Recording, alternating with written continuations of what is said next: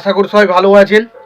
তো বন্ধুরা, এখন যে বিষয়টা নিয়ে কথা বলবো তো সেটা হলো মিঠুন চক্রবর্তী, তার যে আপকামিং সিনেমা যেটা আসতে চলেছে বিবেক অগ্নিহোত্রীর সাথে, যেটার নাম হচ্ছে দ্য ডেলি ফাইলস। তো সেই সিনেমাটাকে নিয়ে এখন কথা বলবো।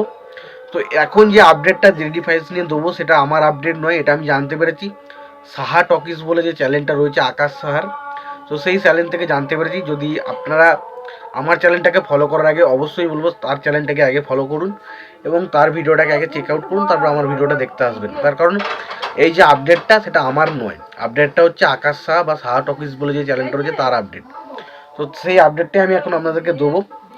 তো তার আগে প্রত্যেকটা বন্ধুকে অনুরোধ করে রাখবো, চ্যানেলটা নতুন হয়ে থাকলে অবশ্যই আপনারা চ্যানেলটা সাবস্ক্রাইব করে নেবেন।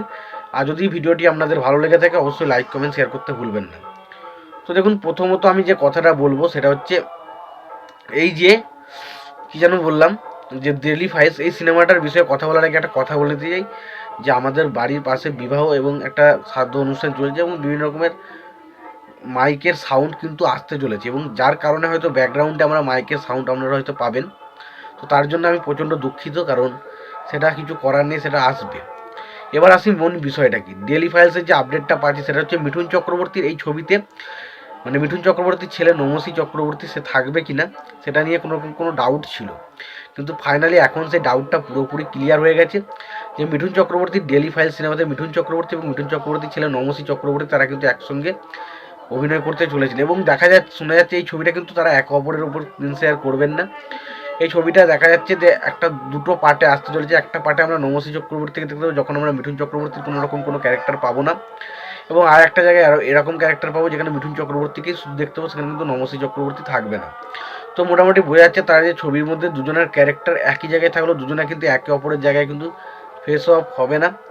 তো এরকমই মোটামুটি একটা আপডেট কিন্তু হার্ট অফিসের মাধ্যমে জানানো হয়েছে, এবং তাছাড়া ছবিটা শ্যুটিং সম্পর্কেও তিনি কিছু আপডেট দিয়েছেন।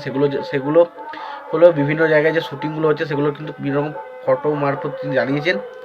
এবং তার পাশাপাশি যে কথাটা আমি বলবো সেটা হলো এই ছবিটার বিষয়ে কিন্তু বিবেক অগ্নিহোত্রী কিন্তু প্রচণ্ড রিসার্চ করেছেন।